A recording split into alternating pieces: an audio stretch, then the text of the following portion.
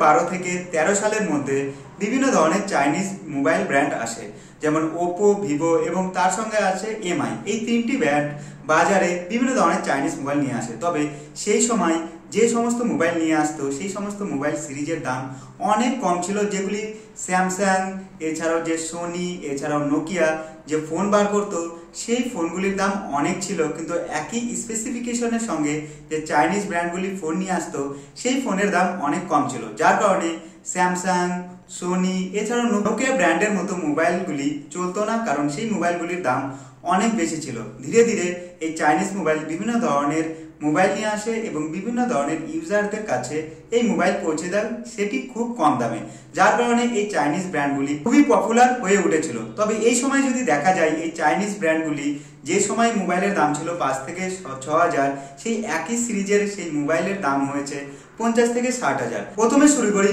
Xiaomi কিংবা MI mobile নিয়ে। প্রথম বাজারে 2013 থেকে 14 সালে একটি মোবাইল নিয়ে আসে, যেটি শাওমি রেডমি 1 কিংবা 1S। এই ফোনটি বাজারে নিয়ে আসার পর বাজার একদম গরম হয়ে উঠেছিল, কারণ এই সময়ে যে সমস্ত স্পেসিফিকেশন দিচ্ছিল সেই সমস্ত স্পেসিফিকেশনের সঙ্গে আরও যে অন্যান্য মোবাইল ব্র্যান্ডগুলি মোবাইল নিয়ে আসতো সেগুলির দাম প্রচুর হাইফাই ছিল। তবে এই মোবাইলের দাম ছিল মাত্র 5,999 টাকা। বৈশিষ্ট্যর যদি কথা বলা হয়, এইচডি প্লাস ডিসপ্লে ছিল, Qualcomm 400 সিরিজের একটি চিপসেট দিয়েছিল এবং তার সঙ্গে সামনে 1.6 এমপির মেগাপিক্সেল ক্যামেরা এবং তার সঙ্গে 8 এমপির পিছনের দিকে বিগ মেগাপিক্সেল ক্যামেরা সেন্সর দিয়েছিল এবং 1GB র্যামের সঙ্গে 8GB ইন্টারনাল স্টোরেজ দিয়েছিল। সেটি ছিল 2013 থেকে 14 সালে। এবং এই মোবাইলের সিরিজের যদি কথা বলা হয়, এখন রেডমি 14, নোট 14, নোট 14 প্রো এই ফোনগুলির দাম এই সময় বাজারে 30,000-এর কাছাকাছি। তবে এই নতুন মোবাইলগুলিতে কি কি চেঞ্জ হয়েছে যার কারণে এই মোবাইলগুলির দাম বেশি নিচ্ছে? এখানে ডিসপ্লে চেঞ্জ হয়েছে, সেখানে এইচডি প্লাস ডিসপ্লে ছিল, এখানে full HD 4K display support দিচ্ছে, তার সঙ্গে ইন ফিঙ্গারপ্রিন্ট ডিসপ্লে সাপোর্ট দিচ্ছে এবং তার সঙ্গে র্যাম ম্যানেজমেন্ট ভালো হয়েছে, প্রসেসর ওর থেকে একটু উন্নতি দিচ্ছে, যার কারণে এই মোবাইলগুলির দাম এখন বেশি নিচ্ছে। আর একটা যেটি ট্রেন্ডিং আপনাদের বোকা বানানোর একটি কৌশল, যেটি হচ্ছে মোবাইলের লেন্স। কারণ আপনারা জানেন যে শাওমি বিভিন্ন ধরনের ফোন নিয়ে আসে, তার মধ্যে একটি ফ্ল্যাগশিপ ফোন হয়ে থাকে যেটি হচ্ছে শাওমি 14। এবং এই শাওমি 14 মোবাইলের দাম রাখা হয়েছে 1 লাখের উপরে, কারণ এই মোবাইলের ক্যামেরা অনেক হাইফাই দেওয়া আছে এবং তার সঙ্গে লাইকা নামে এক লেন্স হয়ে থাকে, সেই লেন্সটি এই মোবাইলে ব্যবহার করা হয়েছে এবং এই মোবাইলের ক্যামেরা নাকি আইফোন, স্যামসাং এবং অন্যান্য ফোনের তুলনায় অনেক হাইফাই, যার কারণে এই মোবাইলের দাম 1 লাখের উপরে রাখা হয়েছে। এবং এই মোবাইলগুলি আরেকটি কৌশলে আপনাদের বোকা বানাচ্ছে। আপনারা জানেন শাওমির একটি সাব ব্র্যান্ড যেটা হচ্ছে পোকো, এবং পোকো তখনই ফোন আনে যখন রেডমির ফোনগুলি পুরনো হয়ে যায় কিংবা 6 মাস কিংবা 1 বছর পুরনো হয়ে যায়, যার ফলে সেই ফোনগুলি আর বিক্রি হয় না। তখন সে রেডমির সেই ফোনগুলিকে রিঅ্যাসেম্বল করা হয় পোকো কোম্পানিতে এবং পোকো কোম্পানিতে পোকোর সফটওয়্যার দিয়ে সেটিকে বাজারে নিয়ে আসা হয় এবং এই মোবাইলগুলির দাম অনেক কম রাখা হয়, যার কারণে পোকো মোবাইল আপনারা দেখেছেন রেডমি কিংবা শাওমির তুলনায় অনেক কম হয়ে থাকে, যেগুলি রেডমি এবং শাওমি মোবাইলে একই স্পেসিফিকেশনের সঙ্গে আসতো 6 মাস পরে সেই পোকো মোবাইলে আসার পরে সেই মোবাইলের দাম অনেক কম হয়ে যায়। তবে এটি ইউজারদের কাছে অনেক লাভজনক হয়ে থাকে। তবে পোকো যে মোবাইলগুলি নিয়ে আসে সেগুলি রেডমির সাব ব্র্যান্ড কিংবা রিইউজ মাদারবোর্ড। এক্সাম্পল হিসাবে আপনারা ধরতে পারেন পোকো C65 এবং রেডমি 13C।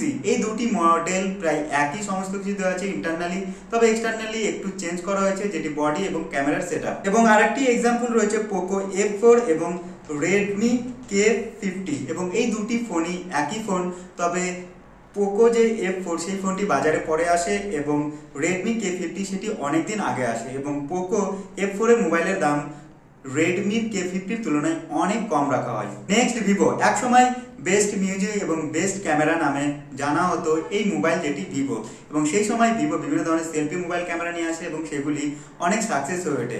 তবে সেই সময় বিভিন্ন ধরনের ফোন নিয়ে আসলেও একটি ক্যামেরা সিরিজ ছিল যেটি এক্স সিরিজ, এবং এই এক্স সিরিজ এখনো অনেক পপুলার। এবং যদি এখন এই এক্স সিরিজের দিকে যদি দেখা যায় সেই মোবাইলগুলির দাম অনেক হাইফাই হয়ে উঠেছে। যখন বাজারে ভিভো প্রথম ক্যামেরা ফোন নিয়ে আসে এক্স সিরিজ, এবং সেই X1 সিরিজ যে মোবাইল ছিল সেই X1 সিরিজ মোবাইলের দাম অনেক কম রাখা হয়েছিল। তবে দিনের পর দিন X80, X20 কিংবা X100 এই ধরনের ফোন আসার পরে সেই মোবাইলগুলির দাম 1 লাখের উপরে গেছে।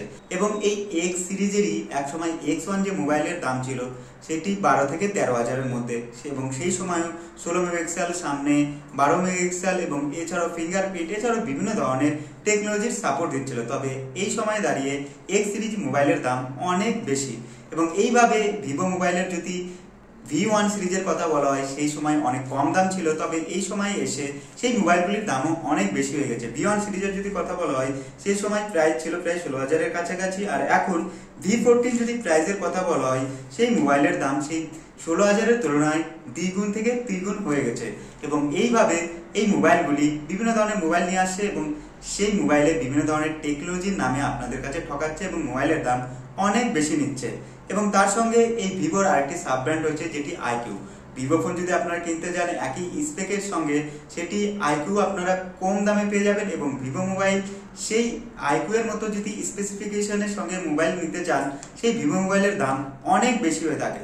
তো আইকিউ একটি সাব ব্র্যান্ড, যেগুলি ভিভো যেগুলি তৈরি করে থাকে সেগুলি রিইউজ কিংবা রিঅ্যাসেম্বল করে থাকে যেটি আইকিউ, যার কারণে আইকিউ মোবাইলে আপনাদের প্রসেসর ব্যাটারি অনেক বেশি দিয়ে থাকে এবং তার সঙ্গে ক্যামেরাও ভালো দিয়ে থাকে, এবং সেই মোবাইলের দাম ভিভোর তুলনায় অনেক কম হয়ে থাকে। একইভাবে ওপো এবং রিয়েলমি। ওপো বিভিন্ন ধরনের ক্যামেরা সিরিজ হলো F1, এই সময় যদি F12, A13, F14 এই ধরনের যদি মোবাইলের কথা বলা হয় সেই মোবাইলের দাম অনেক বেশি সেই F1 এর তুলনায়, এবং F1 এ যতটা পরিমাণে ভালো ক্যামেরা দিত এখন ততটা পরিমাণে এই F12 কিংবা F13 এই সমস্ত ফোনে ক্যামেরা দিতে পারছে না। এবং এই ওপো মোবাইলের দাম অনেক বেশি হলেও যদি আপনার রিয়েলমি মোবাইল নিতে যান সেই রিয়েলমি মোবাইলের দাম অনেক কম পেয়ে যাবেন, কারণ ওপোর একটি সাব ব্র্যান্ড যেটি হচ্ছে রিয়েলমি, যেটি শাওমিকে টেক্কা দেওয়ার জন্য বাজারে নিয়ে এসেছিল। কিন্তু রিয়েলমি এই সময় বিভিন্ন ধরনের ফোন নিয়ে আসলেও তার কোনো ঠিকঠাকা নেই, কারণ এক মাসে 2 থেকে 3 মডেল বার করছে, এবং সেই 2 থেকে 3 মডেল বার করার ফলে কাস্টমাররা বুঝতে পারছে না যে কোন মডেলের মোবাইল নেবে, এবং তার সঙ্গে রিয়েলমি বিভিন্ন ধরনের মোবাইল রিইউজ করে থাকে, যার কারণে কাস্টমারদের বিভিন্ন ধরনের প্রবলেম হয়ে থাকে। এক্সাম্পল হিসাবে রিয়েলমি নার্জো 13 প্রো, এই ফোনটি যদি রিঅ্যাসেম্বলের কথা বলা হয় রিয়েলমি 12 প্রো প্লাস, এবং এই রিয়েলমি 12 প্রো প্লাস এবং রিয়েলমি নার্জো 70 প্রো এই দুটি ফোন ইন্টারনালি একই, তবে দাম কম বেশি। এবং এই চাইনিজ ব্র্যান্ড মোবাইল কোম্পানিগুলি আরো বিভিন্নভাবে আপনাদের বোকা বানাচ্ছে। যদি আপনারা ভিভো কিংবা ওপো মোবাইল যদি অফলাইনে কিনতে যান, সেখানে দোকানদাররা আপনাদের কাছে ভার্চুয়াল র্যাম বলে এমনভাবে আপনাদের সামনে তুলে ধরে যে সেই মোবাইলে প্রসেসর, ক্যামেরা কিংবা ডিসপ্লে ছাড়া সেই ভার্চুয়াল র্যামই অনেক বেশি। তবে এই ভার্চুয়াল র্যাম কি? ভার্চুয়াল র্যাম হলো এমন একটি র্যাম যে আপনার মোবাইলে যে ইন্টারনাল স্টোরেজ থাকে সেই স্টোরেজকে 1 থেকে 2 জিবি ব্যবহার করতে পারবে, যেটি র্যাম হিসাবে। তো এক্সাম্পল হিসাবে ধরুন আপনাদের মোবাইলে আছে 8 জিবি র্যাম এবং 64 GB internal storage. 8 GB RAM আছে, যদি আপনি র্যাম বাড়াতে চান সেখানে সেটিংয়ে যে ভার্চুয়াল র্যাম করবেন, এবং সেই 64 যে ইন্টারনাল স্টোরেজ আছে সেই 64 জিবি ইন্টারনাল স্টোরেজ থেকে 4 জিবি সেই র্যামে পরিণত করবে, তাহলে আপনার মোবাইলে ছিল 8 জিবি র্যাম এবং সেটি 4 জিবি প্লাস করে সেখানে হলো 12 জিবি র্যাম। তো এইভাবে এই ভার্চুয়াল র্যাম কাজ করে থাকে। তবে ভার্চুয়াল র্যাম কাজ করলেও আপনার মোবাইল অনেক স্লো কাজ করবে, কারণ আপনারা জানেন র্যামের যে র্যান্ডম স্পিড সেটি অনেক বেশি হয়ে থাকে, এবং যে ইন্টারনাল স্টোরেজ হয়ে থাকে তার স্পিড অনেক কম হয়। রিড রাইট স্পিড সেটি অনেক কম হয়ে থাকে, এবং যেগুলি ফ্ল্যাগশিপ ফোন হয়ে থাকে সেগুলি ইউজ করতে পারেন, তবে নর্মাল ফোনে যে ভিভো ওপো নিয়ে আসছে সেই ফোনে কোনো কাজ করবে না। আরেকটি আপনাদের সামনে বোকা বানাচ্ছে যেটি ওয়াটারপ্রুফ। ওপোর যদি ফোনের কথা বলা হয়, ওপো বিভিন্নভাবে অ্যাড দেখাচ্ছে যে ওয়াশিং মেশিনে সেটি ফোন দিয়ে দিচ্ছে, তারপরে কিছুদিন পরে মোবাইল বার করছে, সেখানে কোনো প্রবলেম হচ্ছে না। তবে আপনাদের বলে রাখি ওয়াটারপ্রুফ কিংবা ওয়াটার রেজিস্ট্যান্সের মোবাইল কোম্পানি কোনো ছাড় দেয় না কিংবা কোনো ওয়ারেন্টি দেয় না। একবার যদি মোবাইল জলে পড়ে যায়, সেটি নষ্ট হয়ে গেলে সেই মোবাইল কোম্পানি কোনো ওয়ারেন্টি কিংবা কোনো গ্যারান্টি দেবে না, এবং সেই মোবাইলটি আপনার পকেট থেকে সেই মোবাইলের মাদারবোর্ড কিংবা অন্যান্য ইকুইপমেন্টগুলি ঠিক করতে হবে। তো ওয়াটারপ্রুফে কি অ্যাড দিচ্ছে সেটি না দেখে আপনারা মোবাইল কিনুন, এবং তার সঙ্গে মোবাইলটি আপনারা ভালোভাবে ইউজ করুন, এবং তার সঙ্গে জুম এবং ক্যামেরা কিংবা ফাস্ট চার্জার। অনেক সময় দেখা গেছে 120x জুমের জন্য বিভিন্ন ধরনের ইউজাররা বিভিন্ন ধরনের চাইনিজ মোবাইল নিয়ে নিচ্ছে, এবং সেই মোবাইলে জুম করার পরে সেই মোবাইলটি ইউজলেস হচ্ছে কিংবা সেই মোবাইলটি জুম ছাড়া আর কোনো কাজ করতে পারছে না। কারণ এই সময় একটি যদি ভালো মোবাইল নিতে যান বাজারে, সেই মোবাইলের দাম প্রচুর হয়ে থাকে, এবং সেই মোবাইলটি নেওয়ার পর ক্যামেরা যে সন্তুষ্টজনক যে একটা ক্যামেরা দেয় সেটিও নাই। শুধুমাত্র সেই 120x জুমের জন্য মোবাইল কেনার পর সেই মোবাইলটি ইউজলেস হয়ে পড়ে, এবং তার সঙ্গে ফাস্ট চার্জার এবং বিগ মেগাপিক্সেল ক্যামেরা। তো আপনাদের বলে রাখি, বিগ মেগাপিক্সেল ক্যামেরা থাকলে যে আপনার মোবাইলে ক্যামেরা ভালো দেবে সেটি নয়। আপনাদের মোবাইলের যে ক্যামেরার যে আইএসপি সেটি অনেক হাই কোয়ালিটিতে হবে, এবং চিপসগুলি অনেক বড় হতে হবে, এবং আইএসপির সাইজ যত বেশি হবে ততই আপনাদের মোবাইলের ক্যামেরা কোয়ালিটি ততই ভালো হবে। এই সময় যদি একটি ভালো ক্যামেরা ফোন নিতে যান মিনিমাম 48 কিংবা 12 কিংবা 16 এই ধরনের ক্যামেরা অনেক যথেষ্ট আপনার ক্যামেরা পেয়ে যাবেন। এবং তার সঙ্গে ফাস্ট চার্জার যত নেবেন আপনাদের মোবাইলের ব্যাটারি তত তাড়াতাড়ি নষ্ট হবে এবং আপনার মোবাইল বেশি দিন টিকবে না। তো যতদূর পারবেন কম 32 থেকে 64 ওয়াটের চার্জার ইউজ করুন, এতে অনেক বেশি 100 কিংবা 150 ওয়াটের চার্জার ব্যবহার করার কোনো প্রয়োজন পড়েনি। তো আজকের ভিডিও এই চাইনিজ মোবাইল ব্র্যান্ড কিভাবে আপনাদের ঠকাচ্ছে এবং এই চাইনিজ মোবাইল ব্র্যান্ডগুলি কিভাবে আপনাদের কাছে পয়সা উসুল করছে। তো ভিডিও দেখে ভিডিও ভালো লাগলে ভিডিওকে লাইক করুন, তার পাশাপাশি আমার চ্যানেলকে সাবস্ক্রাইব করুন। চলুন দেখা হচ্ছে পরের ভিডিওতে।